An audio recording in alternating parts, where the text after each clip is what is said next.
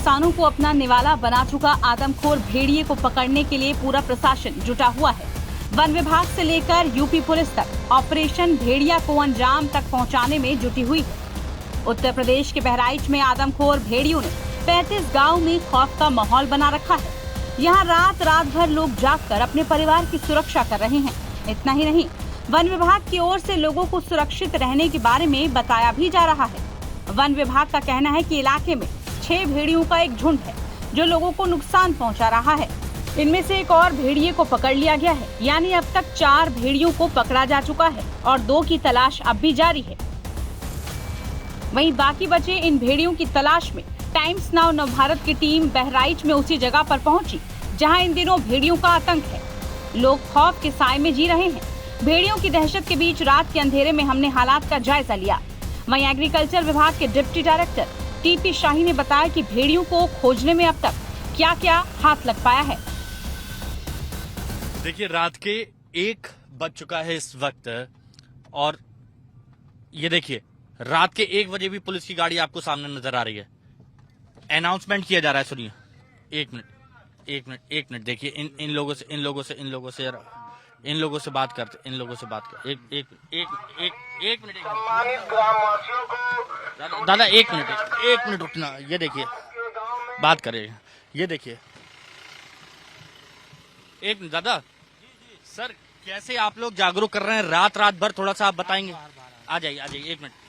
देखिए, हम यहाँ पर बताना बहुत ज्यादा जरूरी है कि इतनी रात हो गई है और टाइम्स नाउ नवभारत भी ये कोशिश यहाँ पर कर रहा है लोगों को समझाने की, ये बताने की कि कैसे यहाँ पर लोगों की जिंदगी को बचाने के लिए कोशिश की जा रही है। अब ये बहुत जरूरी है बताना, और ये पूरे देश में जब इस वक्त चर्चा हो रही है बहराइच की, तो ये बताना बहुत ज्यादा जरूरी है कि रात के इतने बजे भी, रात का इतना वक्त हो गया, उसके बावजूद आप लोग कहाँ से हैं और क्या कर रहे हैं इस वक्त? मैं डिप्टी डायरेक्टर एग्रीकल्चर हूँ, टीपी शाही। हम लोगों की ड्यूटी लगी हुई है और डिस्ट्रिक्ट मजिस्ट्रेट ने प्लानिंग जो की है वो 32 से 33 गांव में, अब तो उसको बढ़ा भी दिया है कि शाम को 7 बजे से सुबह 4 बजे तक लोगों के एक घर जा करके वहां पर आप एक लोगों को जागरूक करेंगे। अगर कोई नहीं मान रहा तो उसको छत पर सुलाएंगे और सुला करके, जिससे कोई हैपनिंग ना हो, कोई घटना ना हो। हम लोग के साथ में पुलिस भी है, तो हम लोग एक साथ नहीं चलते हैं। हमारे ये विभागीय कर्मचारी हैं, ये लोग डंडे लेकर चलते हैं। हम लोग 2 टार्च, ये बड़े बड़े टार्च लेकर के, अभी कल ही हम लोग जो ट्रेस हुआ है वो हम लोग 3 तरफ से 4 तरफ से घेर लिए थे और घेर लिए, उसके बाद फिर वो भाग करके गया। तो आज चौथा भेड़िया पकड़ा। हाँ, घेर लिए थे और घेर करके भाग करके गया, तो फिर नेट में वो आया। अच्छा सर, अभी मैं इतने सारे गांव में होकर आया, बहुत सारे ग्रामीणों से बात की है।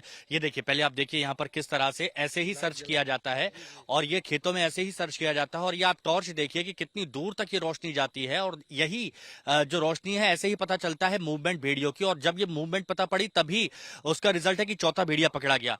अब सब लोग ये जानना चाहते हैं, आज जब हमारी बात हो रही थी वन विभाग के दफ्तर हम पहुंचे थे, तब भी ये बात कि 2 भेड़िया और पकड़ने हैं, तो वो कितनी चुनौती आपके सामने पेश कर रहे हैं, ये बताइए। अब वर्तमान में तो देखिए उनका एक ट्रेंड है, इसके बारे में तो एक्सपर्ट जो फॉरेस्ट डिपार्टमेंट के लोग हैं वही बताएंगे।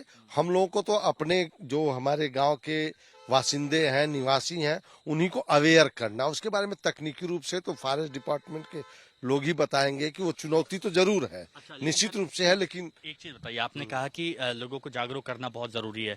अभी मैं यहाँ से आ रहा था, लेकिन बहुत सारे बुजुर्ग हैं जो बाहर अभी भी सो रहे हैं, और उनका ये कहना, जब मैंने उनसे पूछा कि आप क्यों सो रहे हैं, आपको तो बताया जा रहा है कि घर में सोइए, तो उनका ये कहना है कि जानवरों की वजह से, रखवाली की वजह से बाहर सोना पड़ रहा है। नहीं, बाहर वो सोते रहे, उनके हैबिट में है, क्योंकि बाहर हवा आपको लगती है तो बाहर वो सोते रहते हैं और सोते रहे हैं। अब तो हम लोग उनको छत पर कह रहे हैं कि हवा लगेगी, छत पर सोइए, अंदर सोइए। उनके क्योंकि भेड़िए का जो हैबिट को आप एनालाइज करेंगे, जो हम लोगों को डिस्ट्रिक्ट मजिस्ट्रेट के द्वारा या माननीय विधायक जी के द्वारा बताया गया, उसकी हैबिट क्या है।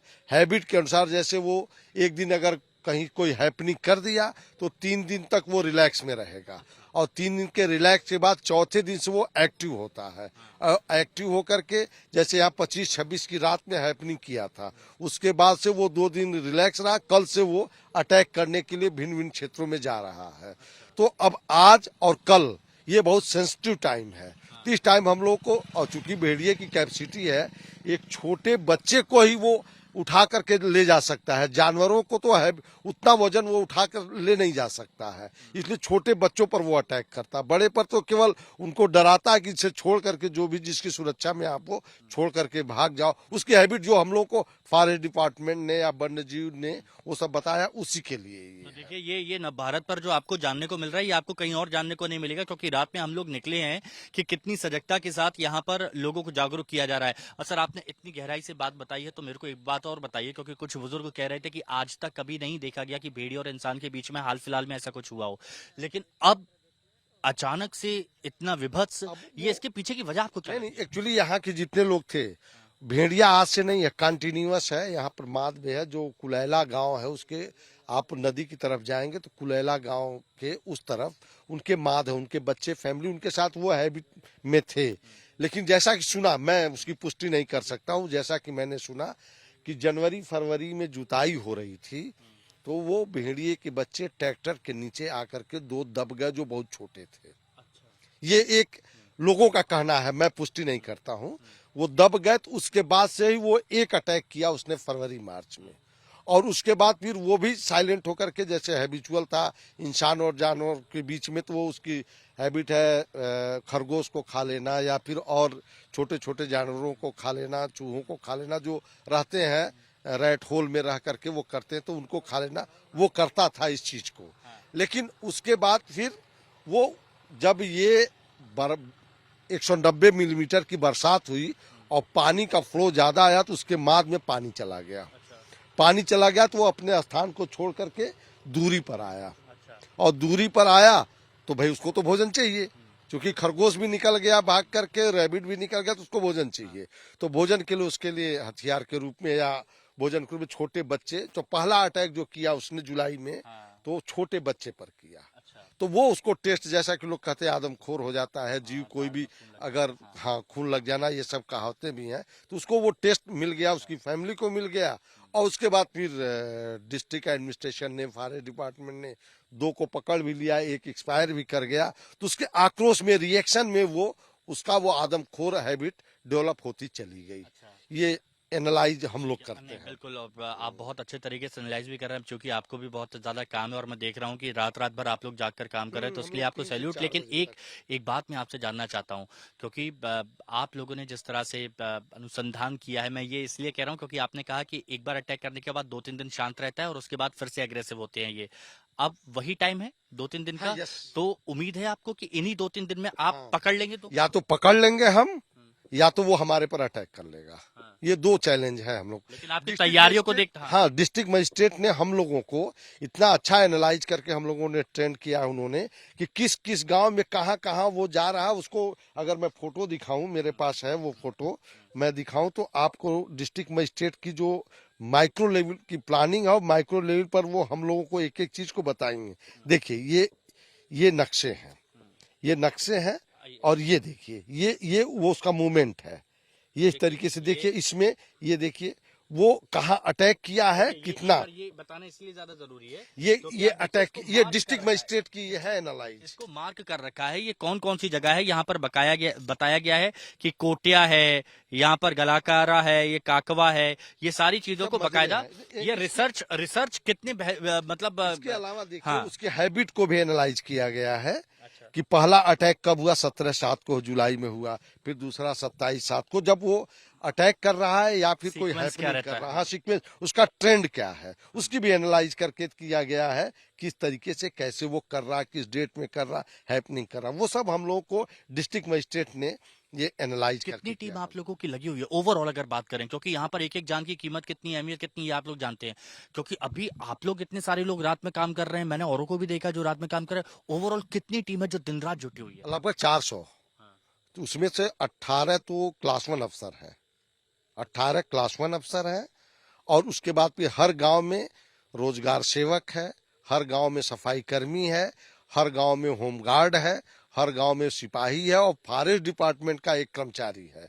और यही नहीं, तेजवापुर विकास खंड के कर्मचारी हैं, फकरपुर के कर्मचारी हैं, ये सब इसी बेल्ट में लगे हुए हैं, और सबकी ड्यूटी है वो दीजिए कागज, वो सबकी ड्यूटी लगी है, कौन नोडल अफसर है, कौन क्लास 1 अफसर है, इवन सीआरओ है, मैं हूँ, जिला विकास अधिकारी हैं, डीडीओ हैं, परियोजना निदेशक पीडी हैं, ये सभी लोग लगे हुए हैं और हर तरफ से वो मॉनिटर एक एक को 3-3 गांव ही केवल दिए गए हैं। ये नहीं कि आपको स्कैटर्ड कर दीजिए और अपनी लोकेशन, एक व्हाट्सएप ग्रुप बना हुआ है, लोकेशन को सेंड कीजिए, टाइम जियो टैग करके सेंड कीजिए। और इवन डिस्ट्रिक्ट मजिस्ट्रेट रात में भी वो जगती हैं, जग करके उस व्हाट्सएप ग्रुप पर देखती थी, यहाँ तो यहाँ आप जाइए, यहाँ जाइए। कल वो दिखे थे तो खर्च मैंने फोन किया डीएफओ को, खर्च उनके एसडीओ आ गए, उनके पैरों को वो देखा गया कि वो वास्तव में है कि नहीं है, वो हम आपको दिखाते हैं। जो पंजों के निशान उनके जो पाए गए थे जी, जी, बिल्कुल। कि वो इनके हैं कि नहीं है, ये सारी चीजें इतनी डिटेल में। ये देखिए, अच्छा, ये कल का है, कल ये रात देखिए, में। मैं चाहता हूँ कि एक बार इनको दिखाइए। ये जो आप देख रहे हैं यहाँ पर, ये बकायदा पंजों के निशान, तो इनको देखा जाता है कि ये वाकई पंजे के निशान। अच्छा, अब एक पर्सनल क्वेश्चन मैं आपसे पूछना चाह रहा हूँ। आपको आपके घर वाले या फिर आपके यहाँ भी महिलाएं होंगी तो वो कहती होंगी कि रात में इतना रिस्क मत लिया करिए, क्योंकि देखिए औरों की जान बचाने के लिए आप लोग भी रिस्क ले रहे हैं, आप लोग भी रात में घूम रहे हैं, तो ऐसा कुछ? ये राष्ट्र सेवा है, हमारा भविष्य है वो बच्चा, भविष्य है बच्चा। वो बच्चा जब आगे जाएगा तो वो राष्ट्र के बारे में सोचेगा, देश के बारे में सोचेगा, गांव के बारे में सोचेगा। ये राष्ट्र सेवा। बहुत बहुत शुक्रिया, बहुत बहुत शुक्रिया और सैल्यूट है आप सभी लोगों को जो आप लोग रात भर ऐसी मेहनत कर रहे हैं। तो आप देखिए ये राष्ट्र सेवा है और यहाँ पर कितने 400 से ज्यादा, कितने ग्रेड 1 के अधिकारी, कितने सारे एसडीओ, ये सारे लोग जुटे हुए हैं, रात भर जुटे हुए हैं, रात भर मेहनत कर रहे हैं लोगों को बचाने के लिए, बच्चों को बचाने के लिए, एक बेहतर भविष्य के लिए। और ये न भारत आपको बता रहा है, ये कोई और आपको नहीं बताएगा, ये मेहनत कितनी संजीदगी के साथ अपना काम यहाँ पर किया जा रहा है, ये न भारत। और इसीलिए रात में हम निकले हैं एक गांव से दूसरे गांव, दूसरे गांव से तीसरे गांव, रियलिटी आपको बताने के लिए। विजय राधा के साथ Himanshu Dikshit, Times Now of Bharat, Bahraich.